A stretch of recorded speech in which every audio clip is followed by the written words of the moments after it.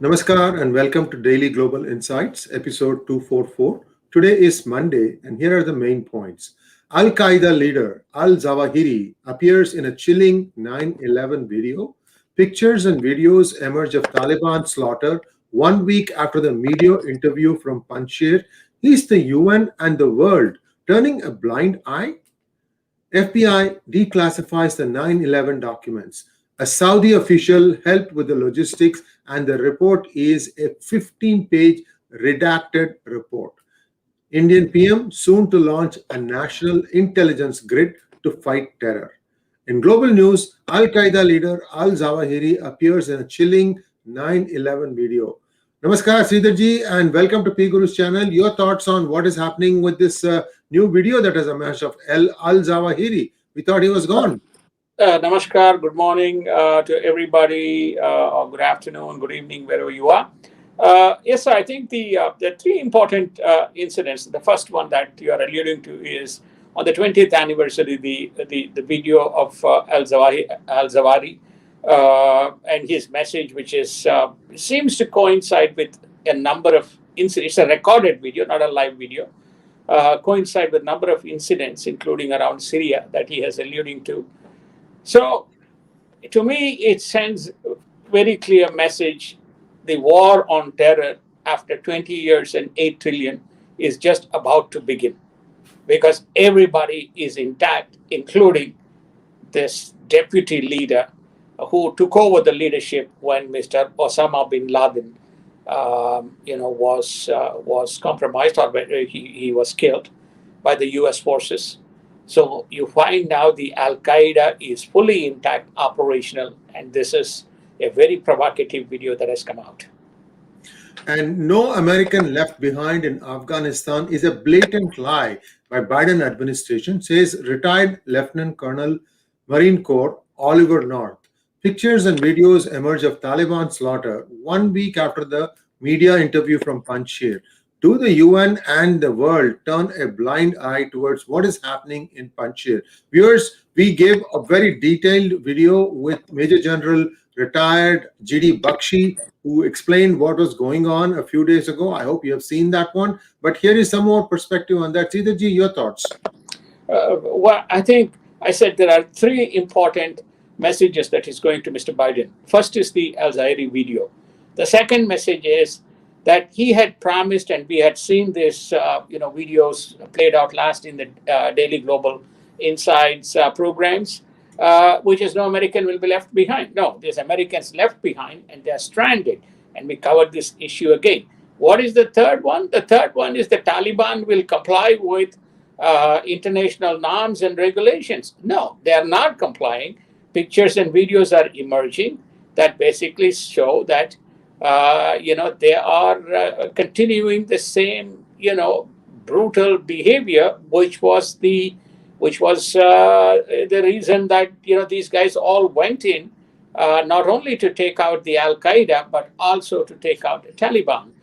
One of the most gruesome pictures that we have seen is the Afghan soldier being beheaded and his head being displayed by this, the Taliban razzmatazz or ragtag, soldiers.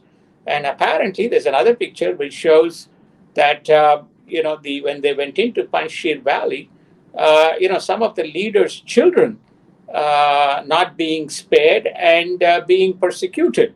There's another picture which shows, if you recall, that there was an interview that was going on with the rebel movement leader, or the former vice president, Mr. Saleh, and then subsequent to that there was a drone attack. You saw from the same library the Taliban people, sending a message. So none of these things reflect that what Mr. Biden had set out as part of his exit arrangement. It only shows the belligerence of Taliban. And as you rightly said, Sriji, where is the world? And when they talk about human rights and beat up countries like India, here you are, and a rogue regime, which is also being used by countries like China, behaving at whimsical fancies, and there is absolutely no condemnation. So, one other interesting thing that will be discussed tomorrow in our hangout with Elmer Ewan is the friction that is developing between Russia and China over Taliban, as well as the mystery of the missing $64 billion.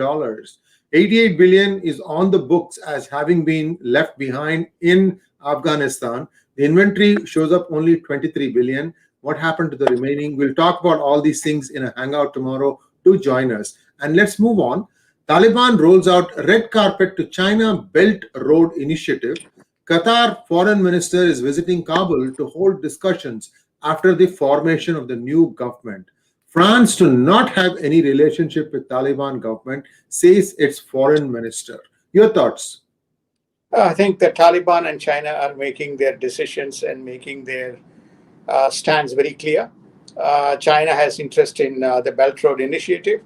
Taliban has interest in recognition from one of the P5 members and one of the strategic countries in the region. So this seems like a very cozy relationship until it lasts. Qatari foreign minister is making a visit because Qatar is the one which facilitated. We had discussions with Mr. Bakshi, which was conducted by Sridhar, and then we had discussions with the former Minister for State, and he gave his views around Qatar, and he basically was saying Qatar just was a mediator. That's about it. I don't believe that he felt that there was any further role, but the Qatari foreign minister is in Kabul to hold discussions. France and UK have consistently maintained position that they do not recognize Taliban. These two nations, and the good news is both of them are in P5, both are P5 members. They have made it explicitly, P5 here is United Nations Permanent 5 members. They have made it very clear that they do not recognize this regime. And they have taken a stance that other countries must also take a united stand in opposing Taliban and holding them accountable for the treaty that they signed, which formed the basis for them to get back into Afghanistan. And I might also add that the average person on the streets of Kabul is right now going through a lot of difficulties. For the past 3 months, I'm told that salaries have not been paid to any state employee. Basically, it was the United States which was bankrolling the entire payroll of the government of Afghanistan. This is what we are told. And now that they have pulled out, there is no money going around. We have to wait and see how this plays out. Plus, the United States and the West have frozen the assets of Afghanistan, some $8 billion. That's not going to be coming out anytime soon. So it's going to be tough. If China is going to start bankrolling this, maybe this is it. This is their Waterloo. We have to wait and see how it plays out. Angela Merkel pushes for a large China-EU deal in her last meeting with Chinese dictator Xi Jinping. The deal is unlikely to be ratified by EU. So Germany is trying to make its own separate deal with Xi Jinping, sir? I think that she is. Everybody knows that Angela Merkel is one of the pro proponents of China. She, during her regime, she gave a lot of access and leeway into China, just as she did a big deal with the Russia. So I Nord think Stream 2, the Nord Stream 2 deal. So therefore, you have Angela Merkel, making a position, but I don't believe that the sentiments of many EU nations align with that of Angela Merkel. But the point that we need to make is you can see how divided the world is and how easy it is for China to make its inroads via these such countries and try to get their influence into those economic zones. Sridharji, we have been saying this again and again. There are 1.5 million people penetrated in the main society, main street of United States, United Kingdom, many of the Western powers that owe their allegiance to China, yet not one of them has been named. There is a report that names all these people, but that has not been released yet. We're still waiting to get that. At the same time, China seems to still have its writ run large. And let's take a quick look at the next news item. United Kingdom to repeal powers allowing government to shut down the country for COVID-19 and repeal the laws for vaccine passport. I'm having a little bit of difficulty wrapping my heads around this. Sridharji, what does it all mean? It means there are two simple things. One is United Kingdom was pushing for passports along with France. There's tremendous objections that came from the public. There are also objections that came from the conservative ministers and members of the Conservative Party. So Boris Johnson has heeded to that, and he's basically said there will be no vaccine passports. Effectively, you got to have a passport. Either you want to travel in or out, or you want to wherever you want to go around. You got to carry this, method of identification. So I think it's basically saying, now let's kind of get on with it, and we are dispensing with the passport. The first one is very important, which is namely, they are repealing a mechanism which allowed the government to shut down the country on account of COVID. Now, what happens is once it is repealed, unless they repass such a rule, you will not be able to shut down the country. They were afraid that this could be abused or misused if it is left as is. And that's what they have repealed.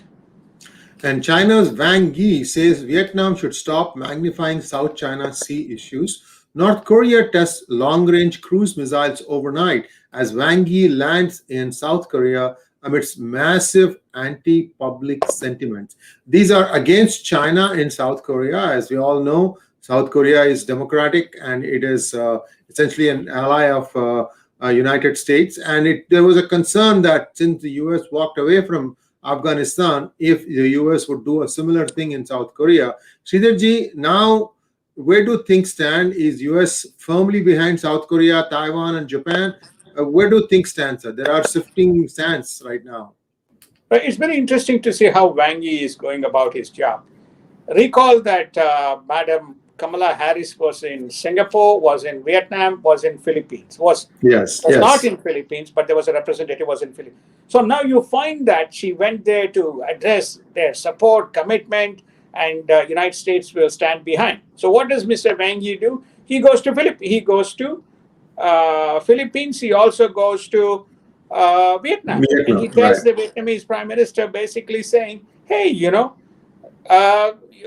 basically let's work together. Don't bring the South China Sea issue, front center and back in front of the public, but we can work something out. Then what he does next, remember, Vietnamese Prime Minister, we had covered in Global Insights that he's also likely to make his first overseas visit, and his first overseas visit is to India.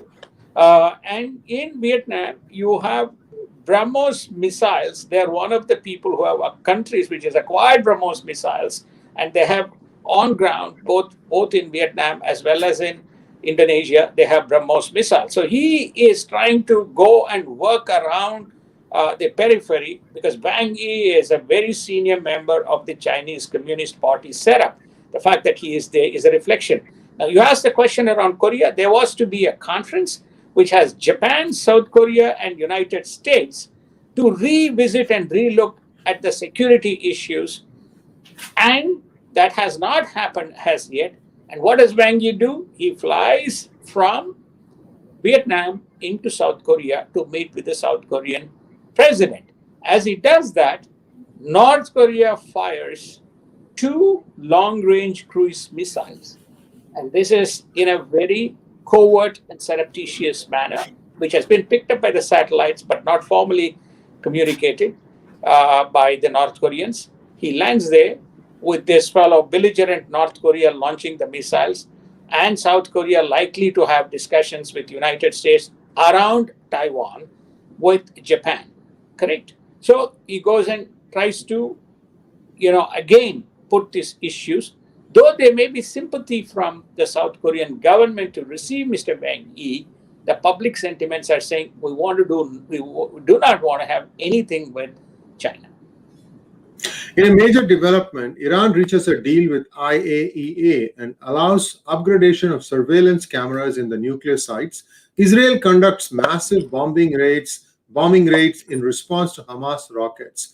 Sridharji, Iran is now again saying that, yes, you can come take a look. It could mean two things. One is that there was some misinformation about the state of advancement of their nuclear enrichment, and the other one is that they somehow think that wherever they are going to be able to giving access, it will not reveal anything new. That's how I see it. Your thoughts? Well, I think these are all maneuvers that are going on. Iran is in a very strong position. Iran has now, not patched up. Iran has conducted as a number of meetings with Iraq in Iraq. We also saw a Middle East summit being conducted in Iraq, in Baghdad, hosted by Iraq, with even Saudi Arabia and France and Jordan and Egypt present. So Iran is flexing its muscles. Why they initially declined IAEA? Now they have kind of reversed their position. They are allowing IAEA to have what they call additional cameras for monitoring purposes is a big mystery. Probably they're already well on the way. They have, Israel is more right on what is happening within Iran than anybody else, including United States. So Israel has already prepared. We covered this again in the Daily Global Insights. The IDF is ready with a plan to act. Notwithstanding the fact United States, it will work, it will use diplomatic and other mechanisms in terms of dealing with this nuclear belligerence. So Iran it thinks that it can have nuclear on one side, it can have Afghanistan as a what you call a negotiating tool. Then it also thinks that it can work with countries such as India. Iran foreign minister is likely to visit India. So you have work with Russia and China and India. So it thinks that it can do a number of maneuvers to outmaneuver Israel and United States. Let us wait and see how these things pan out. But this IAEA is a new development. Whether anything is going to come out of it, it begs the question. And let's take a quick look at the United States news. Senator Manchin says, I will not support the 3.5 trillion budget plan, and we have already voted for a 5.4 trillion America Rescue Plan. There is no rush for this. Democratic disunity threatens to stall the Biden domestic agenda. Sridharji, Manchin has been very, very vocal in his opposition to this. Perhaps he's in one of those states where it could go either way. I'm not sure. You can perhaps lay out the picture, because everything that any senator, congressman, congresswoman says these days, it is aimed at trying to get re-elected. That's how I see it. Sridharji, you can tell me if I'm wrong. No, I think your assessment is absolutely correct. But I think there is also a brewing discontent that is coming within the Democratic Party, because what is going on is not just there's $3.5 trillion, but the scope and expansive nature of activities that they are tying to this budget is worrying a number of people within Democratic Party. Remember, this is the progressive agenda. The progressives are trying to push this, and progressives are unleashing a flurry of volleys whosoever is dissenting on this various range of issues that is being tied to this 3.5 trillion. But Manchin's point is very clear. We already have an infrastructure budget. That money is unlikely to be spent before June, July 2022. What is the sense of rush to put this 3.5 trillion when we have not released and spent that money? We have so far spent $6.5 trillion already into allocated, not fully spent, $6.5 trillion allocated by virtue of various stimulus programs. So he is now beginning to raise the right economic questions, even without going into the other tags that are being added to this budget. So he has started to become very vocal, and he has basically told, I am not signing this by September 27th. Whatever Schumer may say, my vote is not for signing this. So that has really put a wrench, and you are beginning to see more rumbles and more cracks emerging within the normal, sensible members of the Democratic Party.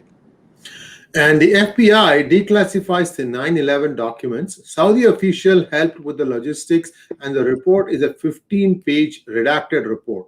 The Trump makes a surprise visit to the NYPD and FDNY and shares moments and tells them, you are the best.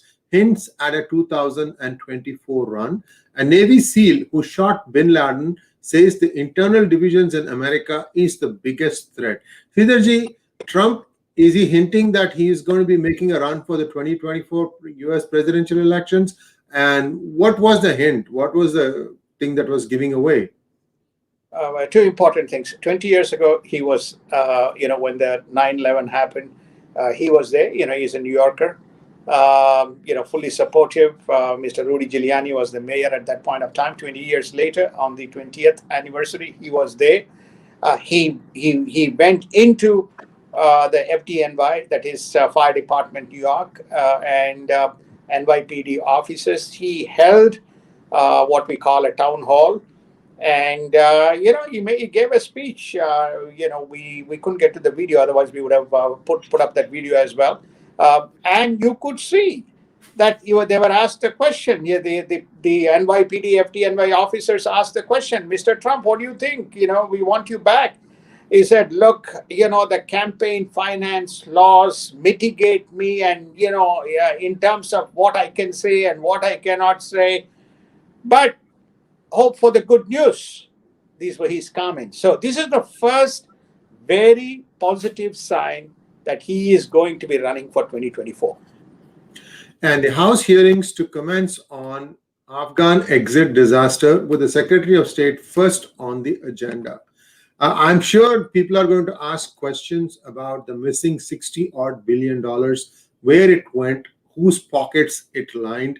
And there are allegations that the pocket lining went all the way up to the top. Sridharji, another situation where US finds itself like, oh my God, we are not going to get another opportunity to get our hands on 60-odd billion, and a lot of people have been sold off. That's what allegations are coming. We don't have the proof yet.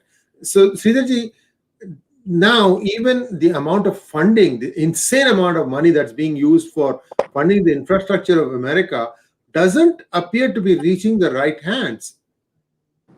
Well, I think we have always maintained, if you go back to, when we started the 995 billion stimulus going back to December 2nd, when the elections results had come out, and leading all the way up to January, eventually when it got passed, we had indicated very clearly that any government-run program, even going back to the Jobs Act program that was enacted during the Obama years, eventually did not produce any economic outcome.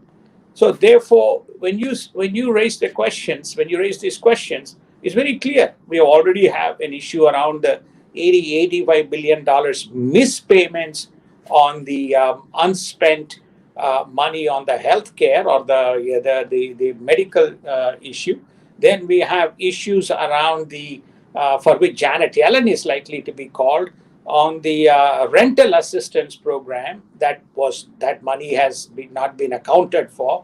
Now you have some more data coming out around this. So therefore, it's very clear that when you give people these billions and billions and billions of dollars, the government is not organized to distribute this volume of money, especially in a pandemic type of a situation. Even during the Trump period, we saw the distribution from the IRS or the appropriate agency, money being sent to people overseas. These direct payments, they're not supposed to receive. It's only for those who are, you may be citizen, but you have to be resident in the United States to be entitled to the money. So none of this is surprising at all, Sriji, that there's more to it than what we have seen or what we are seeing and what is being reported. And Florida Governor DeSantis has this to say on Afghanistan. Biden wanted a photo op on 9/11 and nothing more. So DeSantis is also beginning to, take Biden head on. And we have the Texas governor, Nebraska governor now, Ricketts, rails against Biden's vaccine mandate. Texas Attorney General to sue Biden on vaccine mandate. So this vaccine mandate is what? That is that all the government officials need to be vaccinated in order to show up to work. Is that the one, sir? It is. By the way, just to add some sarcastic humor to this, none of the Congress staff and Congress members and other adjacent officials who are in Capitol Hill, they are not bound by this mandate, which prompted even some of the Hollywood people to raise and say, that's how the government works. It's only for others, not for them. They are a secluded or excluded unique class. So this vaccine mandate, there is a complete blowout. Remember, New York City is a liberal. The hospitals are now saying, the staff who do maternity support are saying they are not going to abide by the vaccine mandate. If required, they will quit the jobs and there will be any maternity support happening in New York City hospitals. The reason why I'm pointing this out is the level of discontent that is permeating both in liberal as well as in the Republican states is very profound.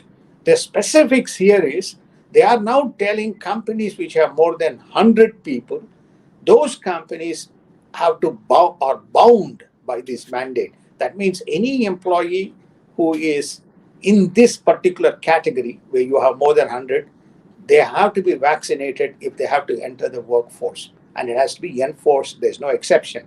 And then over the weekend, just as the breaking news, they have given exception to those people, who have medical conditions and you have religious or whatever other norms. They are trying to give exceptions, and they have stated, please don't use these exceptions as a rule, but the vaccine mandate prevails. So I think this whole thing is going to fall apart, and the red states are up in arms, and the blue states, workers and people are slowly beginning to oppose this whole concept of compulsory, otherwise you won't be allowed to work. And in India news, the RBI governor in his interview over the weekend says that inflation is under control and will fall to 5.6% from 6%, while staying firm on the fiscal year 22 forecast of a 9.5% GDP growth. How realistic is this number, Sridharji? The number, the 9.5% GDP, they seem to be on track based on at least various sets of private data that I am seeing, not the government data or not the RBI data. The data that I am seeing, that they seem to be predominantly driven by exports, uptick in the manufacturing, again driven towards the exports, the merchandise exports that has occurred, the agricultural exports and agricultural production increases, except for the services, but they see positive moments. They believe they can hit. We have covered this in the DGI, the 400 billion targets on the merchandise export. So that's where it is coming from. So which means there's a lot of opportunity on the table once the services sector, which has not kicked off, begins to tick off, as the economy begins to gain momentum. The reason why there is positive, at least the positive, what you call green shoots, is India seems to be controlling the Delta variant better. We'll cover this data tomorrow in the interest of time. Seems to be covering the Delta variant much better than many of the ASEAN countries, as well as United States and some of the European members. And in other news, Imphal is the fourth northeastern city to come on the national rail map. Imphal is the capital of Manipur, I think. See, my geography is a little rusty right now. Your thoughts, Sridharji?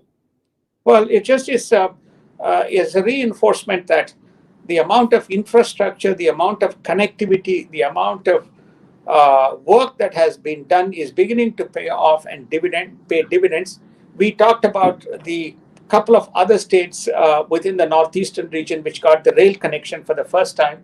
Manipur now, Imphal gets the connectivity via the rail. So it just reinforces that it's not just China. Remember, China is also planning to have both civilian and military rail infrastructure around that border area. India is saying, no, we are also ramping up and we are ready to take on the challenge as is appropriate. To me, I think the clearly around that entire region, from stretching from northeast going all the way to up north, and to the west, India is really honed in its infrastructure, and I believe that it is ready to take China on. Besides helping the people, I think it's one of the fireside sessions, especially with Mr. J.V. Sriramji, that just occurred, a couple of days ago, or 3-4 days ago.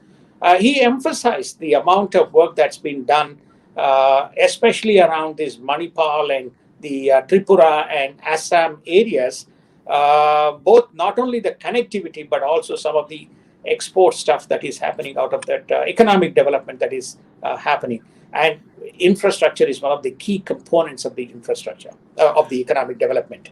Yes, indeed. And do watch that video because JVC Sriram looked at the 5 states that are going to polls in the early part of 2022, and Manipur happens to be one of them. And his observation was that for the first time in their lives, Manipuris are seeing a value for their real estate, which used to not exist before. That's a very welcome sign. As more connectivity to the national networks happens, then Manipur will also become more robust. And this is where one of the main areas of growth is going to be, because the Modi government is very clear that they are going to use this access to get into untapped markets down south, like Myanmar, Laos, Cambodia, Thailand, Malaysia, what have you, on the road, by road, and perhaps the rail will follow soon. It's an amazing endeavor, because it's not easy. This is something that I think I tip my hat to the Modi government, because they were at it and they've achieved quite a bit of success. Kudos to them. Sridharji, Indian forces to have training modules on Taliban and complete profile on leadership and modus operandi. Indian PM is soon to launch a national intelligence grid to fight terror. Sridharji, the people may think, why did India not have this sooner? I guess you can always say that anything can be asked this question. It's a rhetorical question. Your thoughts on what the national intelligence grid brings to the table? There are two things. First is we'll cover the Taliban. The fact that they've given due importance to Taliban with the emergence of Taliban around back to power, and number of other adjacent terrorist groups and terrorist forces coming in, and world in harmony saying that it's only a matter of time before Kabul becomes the headquarters for the global terrorist units. We have already seen Al Qaeda, we have seen the adjacent units from Pakistan, we have seen ISIS-K operating in that region. So they are seamless, nobody can control. Taliban has no ability to control. I don't know, again, in one of the, I think Mr. Bakshi or either Mr. MJ Akbar in their in the offsites with us, they had pointed out that the Taliban leadership has no ability to control any of the second and third tier people. Whatever they do, they do. So the fact that India is recognizing this and establishing a cell to build profile and capabilities to deal with any issues that arise is a good thing. Now, with regard to your central theme, which is namely why they are creating a central grid, is you can see as some of the election outcomes possibly has not gone the way that Mr. Modi probably expected. And there are always, loose forces which are making their way. I gather, which you probably know much better than I do, that in Tamil Nadu, you are beginning to see some, as an example, we are seeing that even in West Bengal, we probably are seeing this in Punjab. You are beginning to see some, outside elements creeping their way in. And one cannot just assume that there's only going to be some issues in the northeastern, and this could be, permeating across the country. So therefore, naturally, India requires a national kind of intelligence and infrastructure capabilities to deal with this dispensation, sir. Iran foreign minister is set to visit India in the coming days to further coordination on Afghanistan. India and Australia called for an inclusive government in Afghanistan. So you can see that many governments are not accepting this present situation in Afghanistan, where Pakistan has pretty much at will pulled people out and put people in. It's just a joke. this kind of selection process that they do for their own government, they seem to have done it for Taliban too, to as if make it look like Pakistan owns Afghanistan. I don't know how long the Afghan people are going to take this lying down. Sridharji, your thoughts? I think my thoughts are I endorse the sentiments that you have expressed. Already the women are out in streets more than the men. The women are out in streets protesting. You're going to see again very different set of people coming in. Can Afghan rebels, Taliban rebels, and these remnant forces get away with human rights as they did before? You have China right in the front and center. Russia has not vacated, it has still people on ground in Afghanistan. The world is watching. There is an attempt to use United Nations developmental agencies or United Nations relief program, human resources program, plus also International Red Cross to get aid in. As you pointed out, as you rightly pointed out, that they need money and that dispensation will only occur through these agencies. So the question, therefore, is when you have all these things happening, how is this all going to play out is $1 billion question.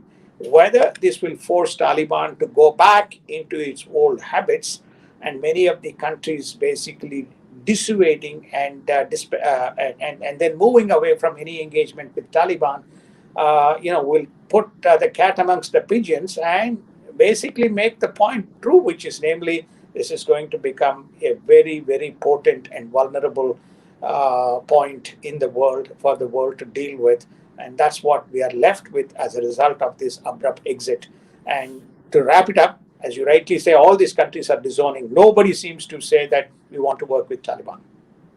India and US to launch climate accord and finance mobilization dialogue, says John Kerry, and the State Department is going to be involved. If anything, India has been exceeding all their climate objectives. So I'm curious as to what Mr. John Kerry hopes to accomplish. He seems to be the person who is kind of doing his own parallel track in terms of diplomacy. He has to deliver something to Mr. Biden. So he went to China on COPs, which is this what you call the carbon emission agreement that is going to be a climate accord. CO stands for climate accord agreement. That is, there's a conference which is in, I think, COPS 26 it is called. And he went to China. He's come to India because to him, there's only one country. There's only one India. Germany and France have also acceded to Mr. Kerry, but India is the big gorilla in the room. So these are the only place they can go. Where else they can go? And then he's making his. This is his second or third visit, if I'm correct. So the CIA director was in India, and then he left, and then now Mr. Kerry is back in India to meet with External Affairs as well as Minister for External Affairs. That particular group. Then you have the climate group as well as the Prime Minister Modi. So he seems to be running, as you rightly said, his own agenda. Where does this fit in? It just begs the question as to what exactly is the foreign policy, what exactly is the policy of the Biden administration around many things that are going on besides the domestic issues that Biden is confronted with. It's a mess. In summary, it's a mess. It doesn't add up. None of these things add up in terms of what the world needs as a priority, sir. As a matter of fact, you'll get a little bit more insights into what Mr. Kerry was doing in China in our hangout with Elmer Yuan tomorrow. I know I'm putting out all these teasers, but it is important to understand that there's a lot happening around the world, and it is our goal to give you all the facts anywhere and everywhere. And let's take a look at markets. Stock futures are modestly positive after 5 down days. Rising inflation and slowing growth weighing on markets. What to look for in the week ahead? The consumer price index and retail sales data. Sridharji, I am continuing to buy a lot. Wherever I used to buy, sir, is nothing. No dip. As a matter of fact, if there's anything, it has gone up. and but I don't want to make me as the model for the country. What are your thoughts? Is the stock market going to continue to go up? Well, stock market is already up. As I mentioned to you, year to date, they're somewhere between 15-17% without dividends for S&P, and Dow has done well, Nasdaq has done well. I think there's some the analysts. We again gave this data last week. We expect the markets to go up by another 3 to 4% before the year end, predominantly driven by more money coming into the system. The continued interest rate. Low interest rate, which plays into the revenues of the earnings of the S&P companies. But that doesn't mean that there is no inflation. That doesn't mean that there is no what you call negative sentiments flowing from the COVID, and doesn't mean that the interest rates are not going to have bearings on the those who have loans on the balance sheets. The consumer balance sheets doesn't mean that they're not going to be impacted. But the markets are driven by cash and the markets are driven by interest rates. Both are in favor of the markets as far as this year is concerned. Everything will happen next year, but this year you can expect again the market to continue to tick. By the way, by the time I came into the show, the market was up 200 points. The Dow was up 200 points, having lost 271. But that doesn't mean in 30 minutes after we finish the show, the market has not pulled back. The futures, this is. The market starts in about at 9 o'clock, 9:30. But there's some positive sentiments, which is basically just sentiments rather than any market indicators. And that's it for tonight. And tomorrow we'll be back again bright and early. One request to the thousands, or I should say hundreds of people who are logged in right now, please like our program as soon as it starts. It's a request. The quality is going to be the same regardless of which day we broadcast it. And by liking it, you have given us a better chance to go viral because it triggers a bigger circulation amongst the social media platforms. Hopefully, you can heed our request and like it as soon as the program starts. Thanks for watching. Sridharji will be back tomorrow bright and early. Namaskar. Namaskar. Thank you. Have a wonderful day and good to see you all.